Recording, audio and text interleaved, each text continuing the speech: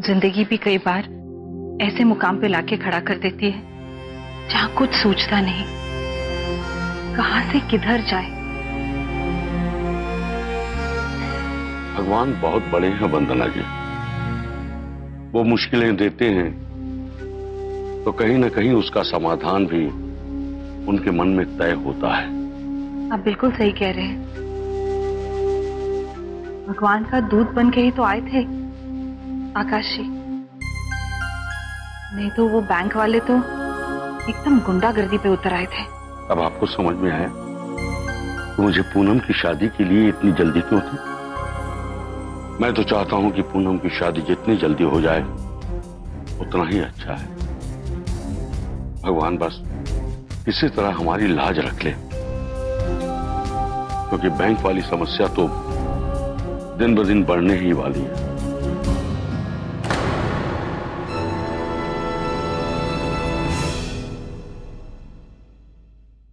आप लोग आ गए बेटा? ये आपके लिए।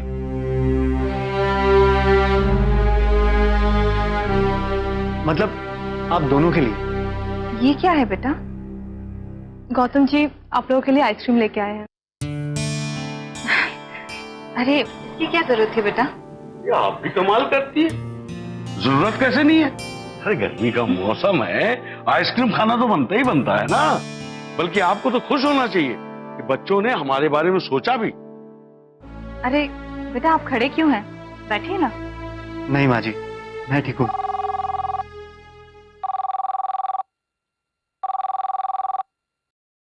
हेलो। राम राम जी समधी जी। जी बेमा जी, नमस्कार। सब खैरियत तो है ना? हाँ जी हाँ, वैसे असली खैरियत तो आपसे बात करके ही होगी। जी हाँ, क्यों नहीं। वैसे गौतम जी भी यही हैं। तुम्हारा गुणवान बेटा अपनी ससुराल में अड्डा जमाए बैठा है। अच्छा अच्छा, गौतम भी वही है, ये तो और भी अच्छी बात है। वैसे भी अब तो आपका घर भी गौतम का ही घर है। हाँ बिल्कुल बिल्कुल बिल्कुल। अच्छा प्रभुनाथ जी, हम लोगों ने पंडित जी से बातचीत करके शादी की तिथि तय कर दी है। अच्छा, आपने शादी की तारीख निकलवा ली? बहुत अच्छा किया। पंडित जी ने शादी के लिए कौन सी तारीख तय की है? 18 जून। शादी की तारीख 18 जून तय हुई है। आप लोग 18 जून को बारात लेकर आइए। हम लोग आपके स्वागत में सहर्ष तैयार हैं।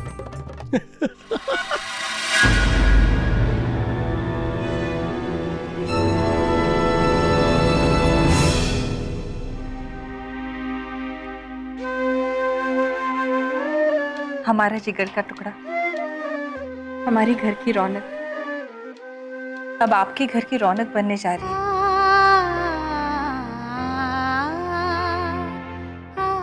इसका ख्याल रखिएगा गौतम जी। माँ जी आप बिल्कुल निश्चिंत हो जाइए। अभी तक पूनम सिर्फ आपके घर की रौनक थी, अब वो हमारे घर की भी रौनक बनने जा रही है।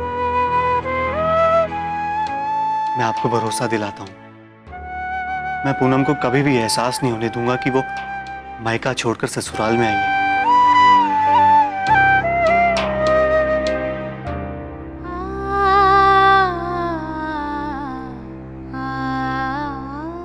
जीते रहे, जीते रहे। भगवान लंबी उम्र दे। चलिए अब आप लोग भी तैयार हो जाइए, वरना जाने में लेट हो जाएगा। कहाँ जा रहे हैं आप लोग? पूनम की भाभी अमेरिका से अकेली आ रही हैं। वो हवाई जहाज से दिल्ली में उतरेंगी, तो हम लोग उन्हें लेने जा रहे हैं। कल तक लौट आएंगे बेटा हम लोग। लेकिन तब तक पूनम रात को अकेले कैसे रहेंगी? जी बेटा वो एक काम करते हैं, मैं अपनी माँ से कह देता हूँ, वो आके पूनम के साथ रात को रह जाएंगी। नहीं नहीं, ऐसी कोई प्रॉब्लम नहीं है। माँ जी को तकलीफ देने की क्या जरूरत है? हमने सुमन को कह दिया है, वो रात को हमारे साथ रुक जाएगी। फिर ठीक है। अच्छा अब मैं चलता हूँ। नमस्ते बेटा। खुश रहिए बेटा।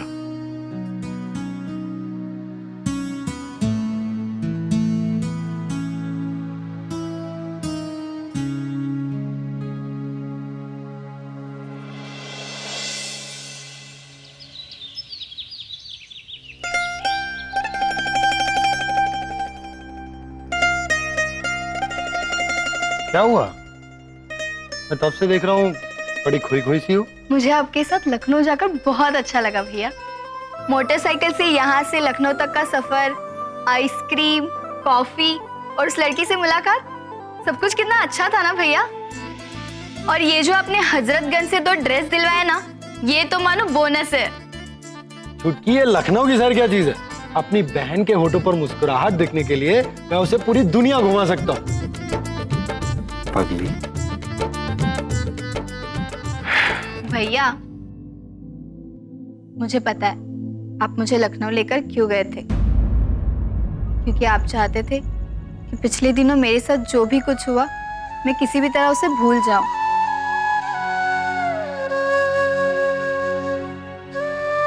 थैंक यू भैया, आप दुनिया के सबसे अच्छे भैया हैं। और तुम दुनिया की सबसे अच्छी बहन हो।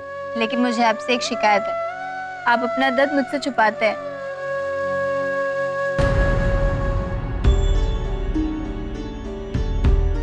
मैं जानती हूँ आप पूनम जी से बेइंतहा प्यार करते हैं, लेकिन अपने प्यार को आज तक दिल में छुपाए अंदर ही अंदर घुट रहे हैं।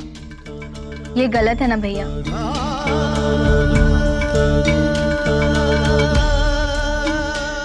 अब इन सब बातों का कोई मतलब नहीं है प्रार्थना। तुम्हें तो पता है कि पूनम जी की शादी कहीं और हो रही है। तो क्या हुआ?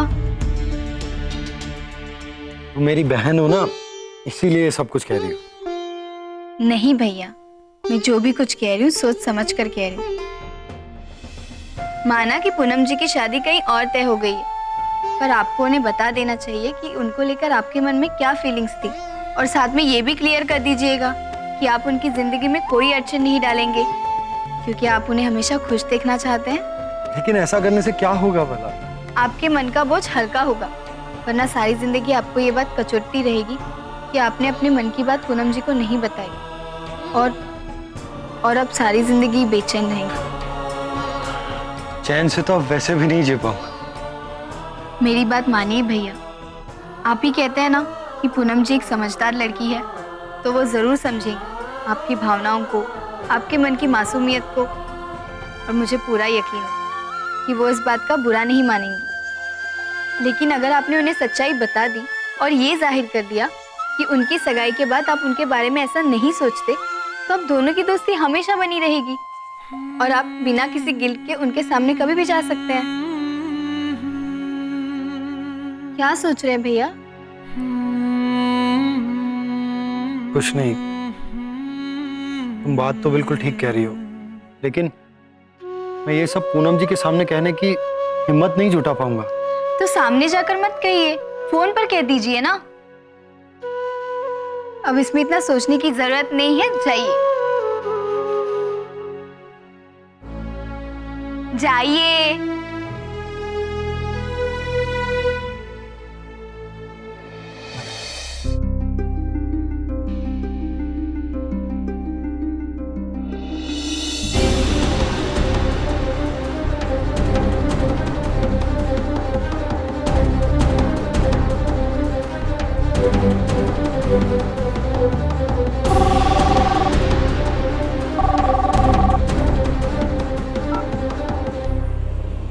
हेलो,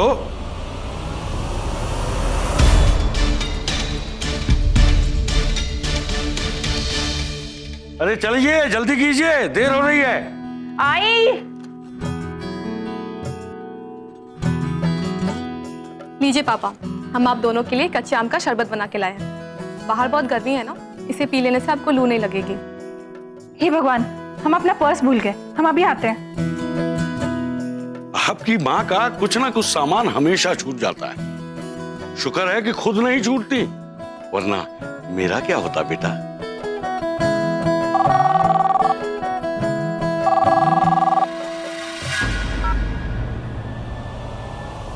हेलो,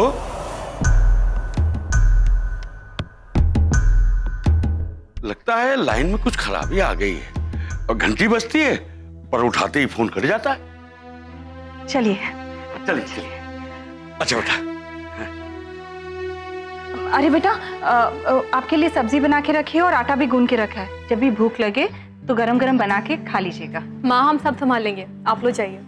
चलिए जल्दी कीजिए, जल्दी आइए आइए।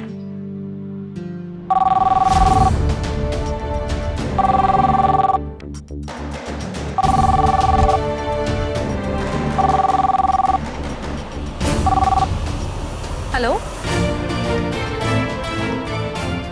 हेलो हेलो, कौन है?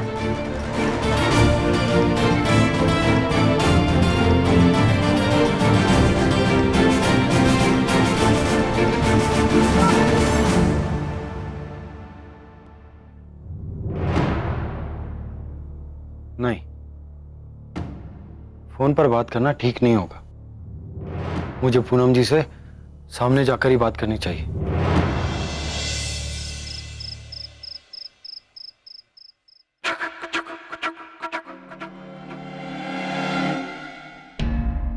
अरे बाबूजी, पूरा कटोरा लेके बैठ गए, थोड़ा दीजिए तो सही। अपना कटोरा तो पहले ही सब चट कर गया, और अब हमारे कटोरे पे नजर गड़ा के बैठा है।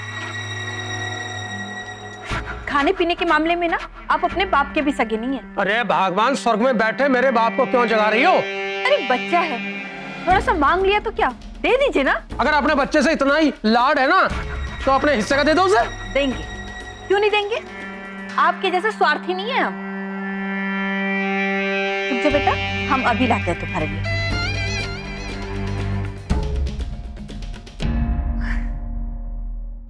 अरे गौतम बेटा, आगे बैठो, हम तुम्हारे लिए चाय बना के लाते हैं। कुछ खाओगे क्या? नहीं माँ, सिर्फ चाय।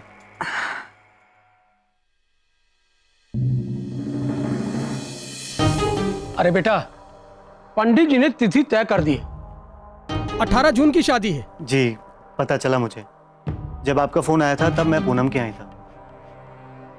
लो बेटा चाय।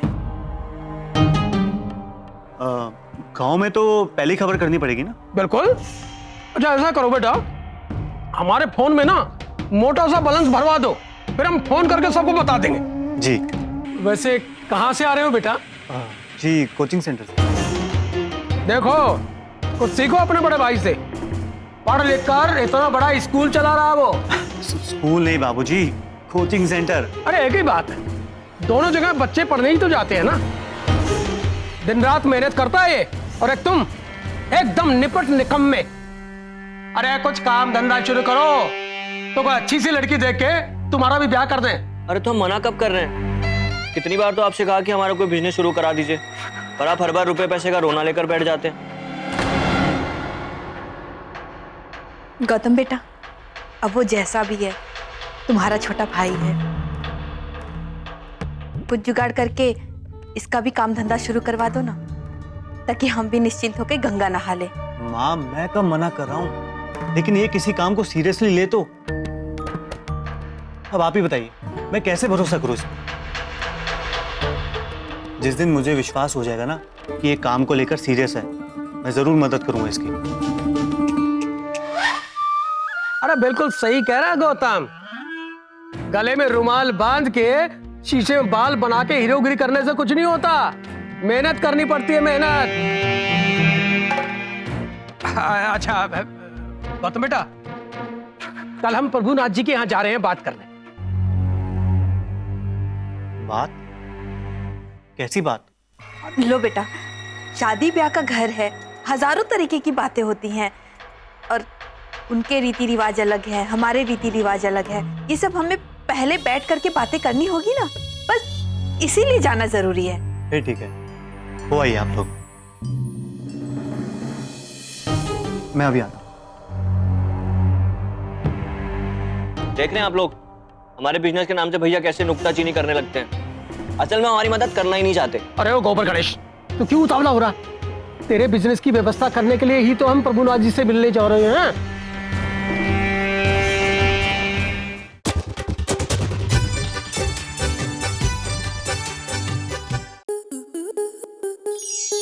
आपके मनोरंजन पर अब नहीं लगेगा कोई ब्रेक। स्टार प्लस के बेहतरीन शोज देखने के लिए लाइक, शेयर और सब्सक्राइब करें स्टार प्लस यूट्यूब पेज को।